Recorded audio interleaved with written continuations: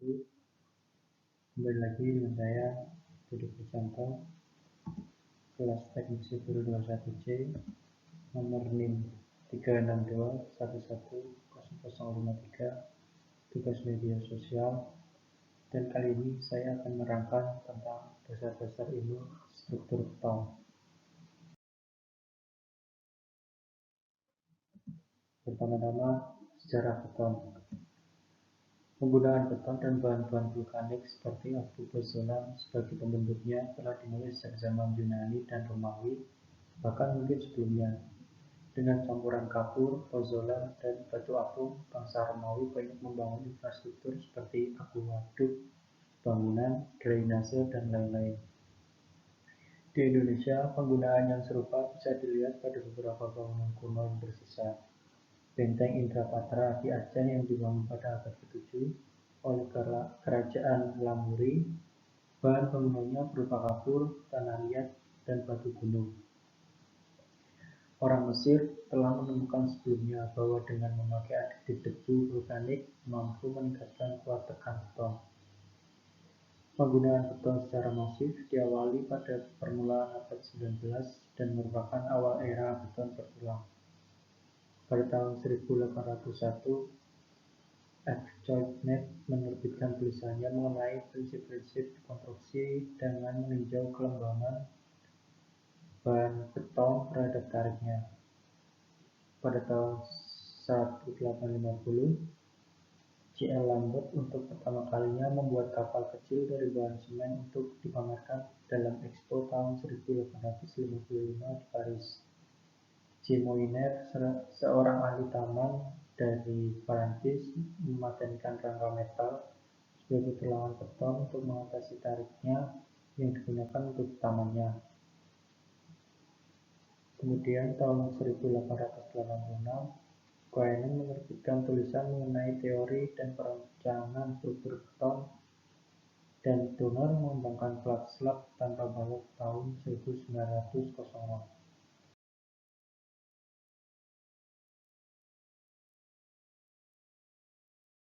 Kemudian sifat beton. Sebagaimana disebutkan sebelumnya, beton memiliki kuat tekan yang tinggi namun kuat tarik yang lemah. Untuk kuat tekan, di Indonesia sering digunakan satuan kilogram per cm kubik. Dengan simbol K untuk benda uji kubus dan Fc untuk benda uji silinder. Kuat hancur dari beton sangat dipengaruhi oleh beberapa faktor. Pertama, jenis dan kualitas semen. Kedua, jenis dan letak lekuk bidang permukaan agregat. Kenyataan menunjukkan bahwa penggunaan agregat akan menghasilkan beton dengan kuat tekan dan kuat tarik lebih besar daripada penggunaan kerikil halus dan dari sungai. Perawatan kehilangan kekuatan sampai dengan sekitar 40% dapat terjadi bila pengeringan diadakan sebelum waktunya. Perawatan adalah hal yang sangat penting pada pekerjaan lapangan dan pada pembuatan benda uji. Kemudian suhu. Pada umumnya, kecepatan pengerasan beton bertambah dengan bertambahnya suhu. Pada titik beku, kuat tekan akan tetap rendah untuk waktu yang lama. Umur. Pada keadaan yang normal, kekuatan beton bertambah dengan umurnya. Kemudian, kelebihan dan kekurangan beton. Kelebihan dari beton adalah harganya relatif murah karena menggunakan bahan-bahan dasar dari bahan lokal kecuali semen Portland. 2. Bentuk beton. Beton termasuk tahan aus dan tahan kebakaran, sehingga biaya perawatan termasuk rendah. 3. Beton termasuk bahan yang berkekuatan tekan tinggi, serta mempunyai sifat tahan terhadap pengkaratan atau pembusukan oleh kondisi lingkungan. Kemudian selanjutnya, ukuran lebih kecil jika dibandingkan dengan beton tak bertulang atau pasangan batu.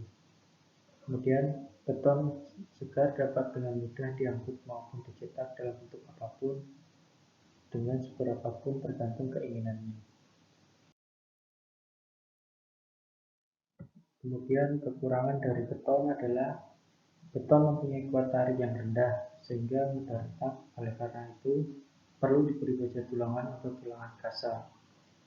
Berikutnya, beton segar mengarut saat pengeringan dan beton keras mengembangkan jika basah sehingga dilatasi atau construction joint perlu diadakan pada beton yang panjang atau lebar untuk memberi tempat bagi susut pengerasan dan pengembangan beton. Kemudian beton keras mengembang dan menyusut bila terjadi perubahan suhu sehingga perlu dibuat dilatasi atau expansion joint untuk mencegah terjadinya retak-retak akibat perubahan suhu. Kemudian beton sulit untuk kedap air secara sempurna, sehingga selalu dapat dimasuki air dan air yang membawa kandungan garam dapat merusak beton. Kemudian beton bersifat ketas atau tidak ductile sehingga harus dihitung dan ductile secara seksama setelah kombinasi dengan baja tulangan menjadi bersifat ductile terutama pada material yang tahan gempa. Selanjutnya, macam-macam jenis beton. A. Beton ringan. Beton ringan adalah beton yang dibuat dengan bukan mati dan kemampuan pengantar panas yang lebih kecil dengan berat jenis kurang dari 1.800 kg per kubik.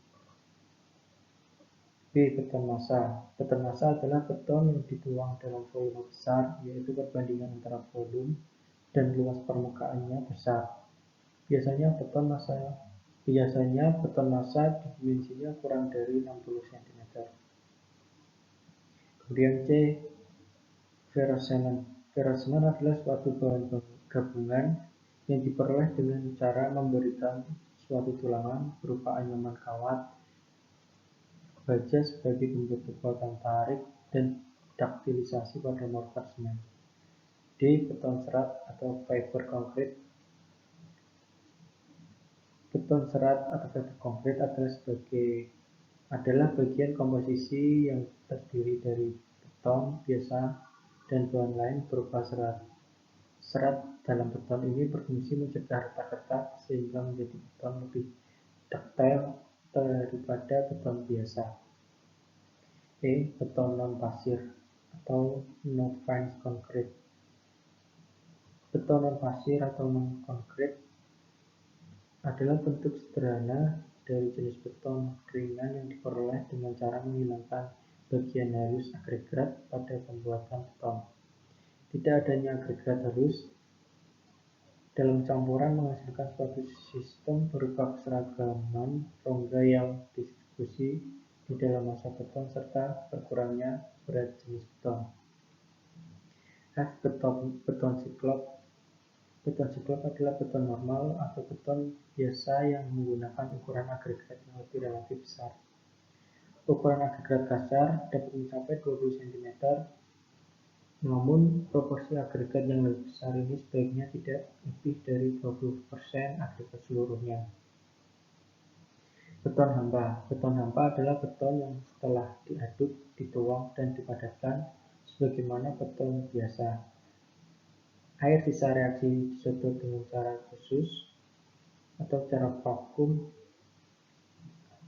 Air yang tertinggal hanya air yang dipakai untuk reaksi dengan semen sehingga beton yang diperoleh sangat kuat. H. Beton mortar. Beton mortar adalah adukan yang terdiri dari pasir, bahan perekat, dan air.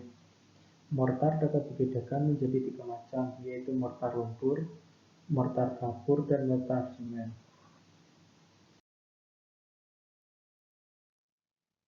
Kemudian, material penyusun beton. Beton dihasilkan dari sekumpulan interaksi mekanis dan kimiawi sejumlah material pembentuknya, sehingga untuk memahami dan mempelajari perilaku beton diperlukan pengetahuan tentang karakteristik masing-masing komponen pembentuknya. Bahan pembentuk beton terdiri dari campuran agregat halus dan agregat kasar dengan air dan semen sebagai pengikatnya. Agregat pada beton biasanya terdapat sekitar 70% sampai 80% volume agregat terhadap volume keseluruhan beton.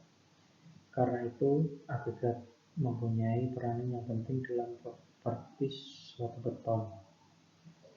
Agregat ini harus bergradasi sedemikian rupa sehingga seluruh massa beton dapat berfungsi sebagai satu kesatuan utuh, homogen, rapat, dan variasi dalam perilaku. Dua jenis agregat adalah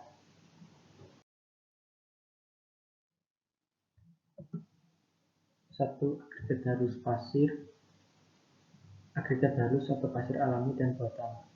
Agregat halus disebut pasir, baik berupa pasir alami yang diperoleh langsung dari sungai atau tanah galian, atau dari hasil pemecahan batu. Agregat halus adalah agregat dengan ukuran butir lebih kecil dari 4,75 mm. Agregat yang butir-butirnya lebih kecil dari 1,2 mm disebut pasir halus. Sedangkan butir-butir yang lebih kecil dari 0,075 mm disebut silt, dan yang lebih kecil dari 0,002 mm disebut clay.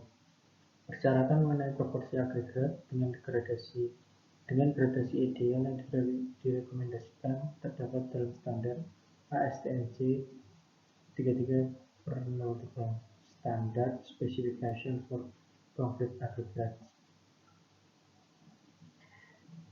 Tabel gradasi saringan ideal agregat halus. Diameter 9,5% lolos 100%, gradasi ideal 100%. Diameter saringan 4,75 mm, persen lolos 95-100, gradasi ideal 97,5. Diameter saringan 2,36 mm, presentasi lolos 80-100%, gradasi ideal 90. Diameter saringan 1,18 mm, persen lolos 50-85, gradasi ideal 67,5. Diameter saringan 600, persen lolos 25-60, gradasi ideal 42,5. Diameter saringan 300, persen lolos 5-30, gradasi ideal 17,5. Diameter saringan 150, persen lolos 0-10, gradasi ideal 5.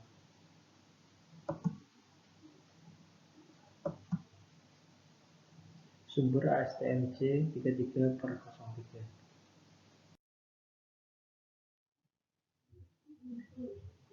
Kemudian dua agregat kasar atau kerikil batu pecah atau pecahan dari gelas Furness menurut ASTM C 33/03 dan ASTM C 125/06.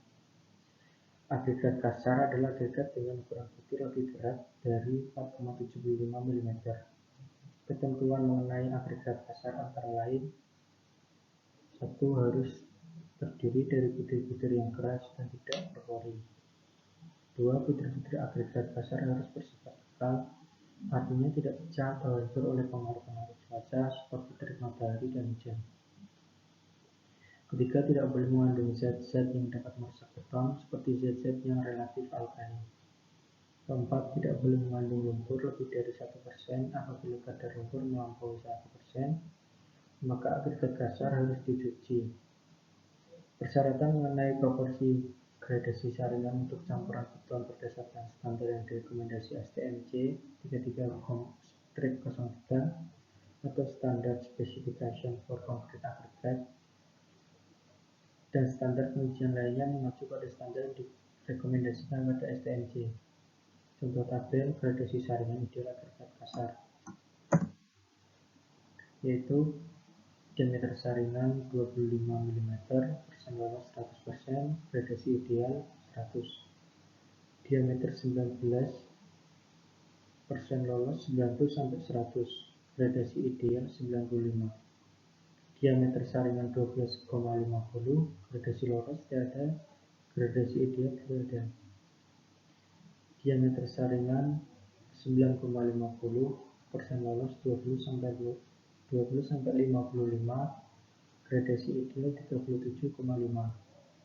Diameter saringan 4,75, persen lolos 5-10, gradasi ideal 5. diameter saringan 2,36 persenelus 0 sampai 5, radiasi ideal 2,5.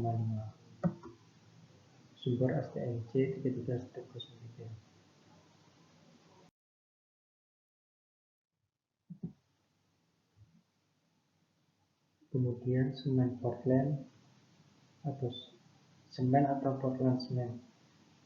Portland semen merupakan bahan pengikat utama untuk adukan beton dan pasangan batu yang digunakan untuk menyatukan bahan menjadi satu kesatuan yang kuat.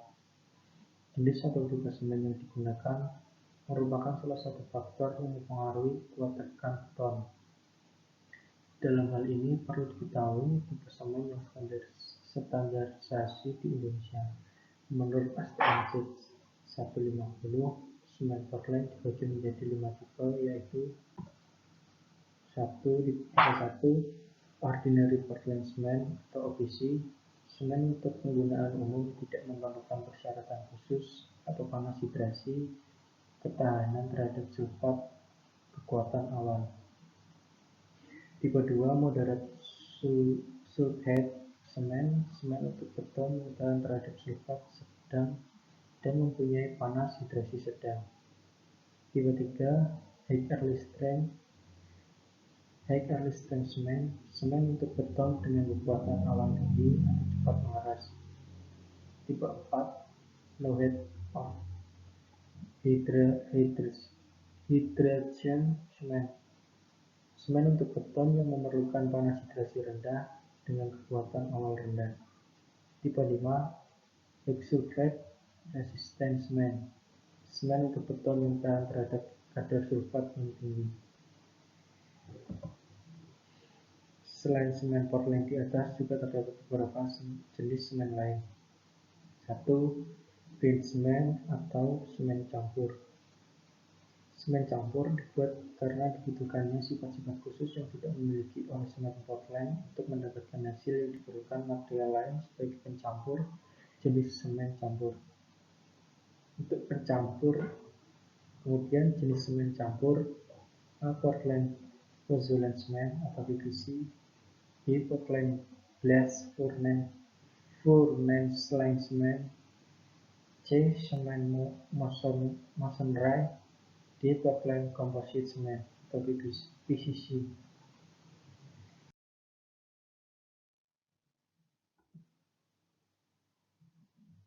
2. Waterproof Cement. Waterproof cement adalah campuran yang homogen antara semen Portland dengan waterproofing agen dalam jumlah yang kecil.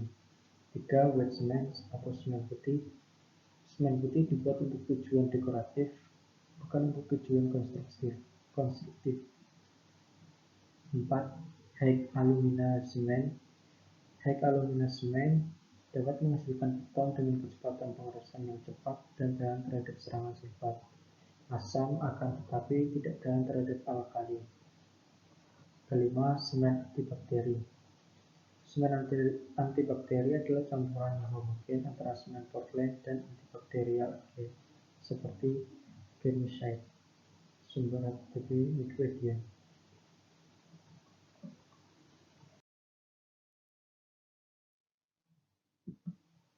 Kemudian air. Fungsi dari air di sini antara lain adalah sebagai bahan pencampur dan pengaduk antara semen dan agregat. Pada umumnya, air yang dapat diminum memenuhi persyaratan sebagai air pencampur beton. Air ini harus bebas dari padatan tersuspensi atau padatan terlarut yang terlalu banyak, dan bebas dari material organik. Persyaratan air sebagai bahan bangunan sesuai dengan penggunaannya harus memenuhi syarat menurut Persyaratan Umum Bahan Bangunan di Indonesia (PUBI) tahun 1982, antara lain: 1. Air harus bersih. Kemudian kedua, tidak mengandung lumpur, minyak, dan benda terapung lainnya yang dapat dilihat secara visual. Ketiga, tidak boleh mengandung benda-benda tersuspensi lebih dari 2 gram per liter. Keempat, tidak mengandung garam-garam yang dapat larut dan dapat merusak beton atau asam-asam zat organik dan sebagainya lebih dari 15 gram per liter. Kandungan klorida atau Ci tidak lebih dari 500 ppm dan senyawa sulfat tidak lebih dari 1000 ppm sebagai SO3. Kelima, semua air yang mutunya meragukan harus dianalisa secara kimia dan dievaluasi. Kemudian teknologi beton. Beton ringan.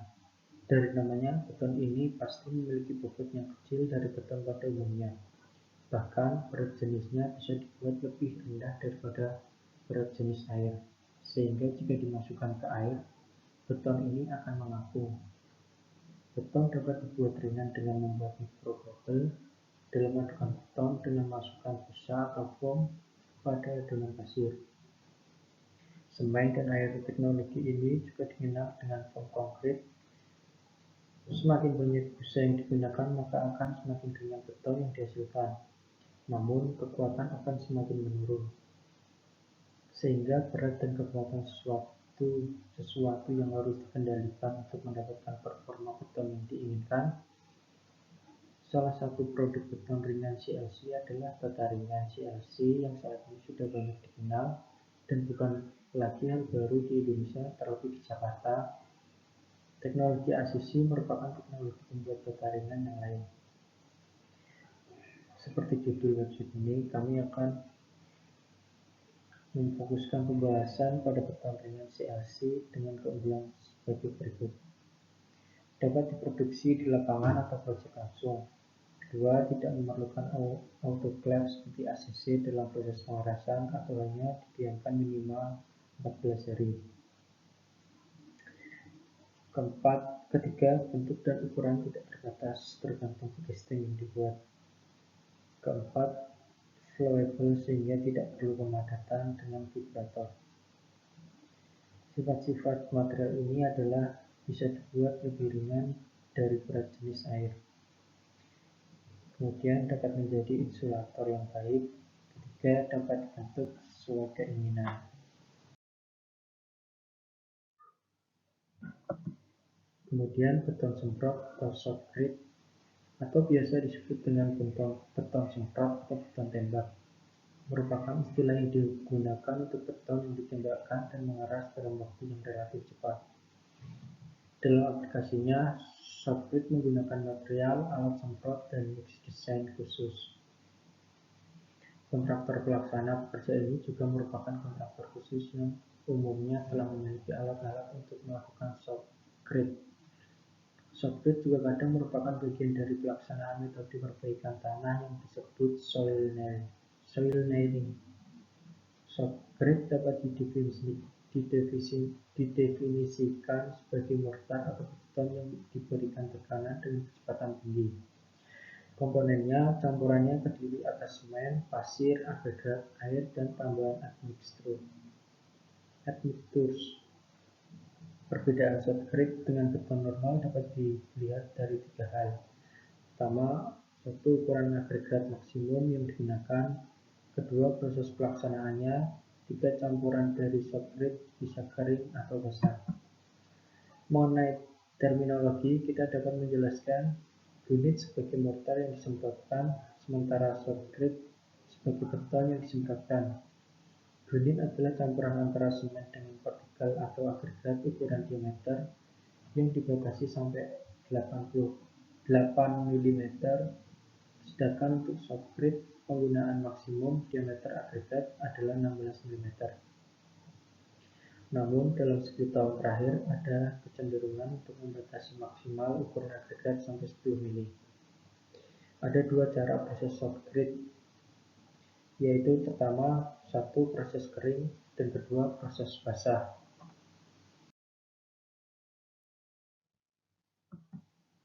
Shotcrete terutama digunakan dalam proyek konstruksi bawah tanah sebagai perkuatan struktural awal ataupun permanen. Untuk pembangunan struktur seperti jalan bawah tanah, terowongan kereta api, pembangkit listrik tenaga air atau PLTA, tambang bawah tanah, kereta bawah tanah, dan lain-lain, tempat penyimpanan. Namun shotcrete juga dapat digunakan untuk stabilisasi lereng juga supaya tidak longsor. Kolam renang, saluran air, perbaikan beton, inner lining arsitektur, dan struktur. Kira-kira 90% dari soft grid diterapkan di dalam proyek konstruksi bawah tanah. Total volume soft grid yang diaplikasikan di seluruh dunia adalah lebih dari 20 juta meter kubik per tahun. Beton serat. Beton serat adalah cara pembuatan tambah serat. Tujuannya, penambahan serat tersebut adalah untuk meningkatkan kekuatan tarik beton sehingga beton tahan terhadap daya tarik akibat cuaca, iklim, dan temperatur yang biasanya terjadi pada beton dengan permukaan yang luas. Jenis serat yang dapat digunakan dalam beton serat dapat berupa serat alam atau serat buatan. Serat alam umumnya terbuat dari tumbuh-tumbuhan misalnya ijuk, serabut kelapa, sisal, dan lain-lain. Serat buatan umumnya terbuat dari senyawa-senyawa polimer yang mempunyai ketahanan yang tinggi terhadap pengaruh cuaca, yaitu polipropylen, polyethylene, dan lain-lain.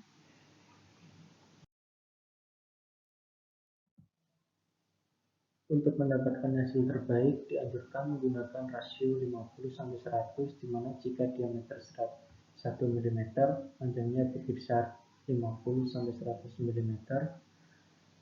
Sifat fisis beton serat. Beton dengan serat yang membuatnya menjadi lebih kaku sehingga memperkecil nilai selang terhadap membuat waktu ikat awal atau initial setting lebih cepat. Sifat mekanisme beton serat. Penambahan serat atau pembatasan optimum umumnya meningkatkan kuat tarik dan kuat lentur, tetapi menurunkan kekuatan tekan jika serat tertentu meningkatkan kinerja beton seperti serat baja dan serat tembaga. Kemudian penggunaan beton serat. Beton serat digunakan pada konstruksi yang harus mempunyai permukaan luas, temperatur oksidasi, dan penguapan mempunyai pengaruh besar terhadap besar sesuai muai seperti landasan batu, tata udara, plat atap, jalan, dan lain-lain.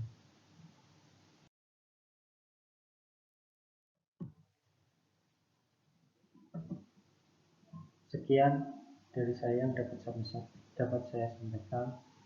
Kurang lebihnya saya mohon maaf sebesar-besarnya atas tidak kelancaran saya dan kekurangan materi yang saya jelaskan kali ini. Oke, sekian dan terima kasih. Wassalamualaikum warahmatullahi wabarakatuh.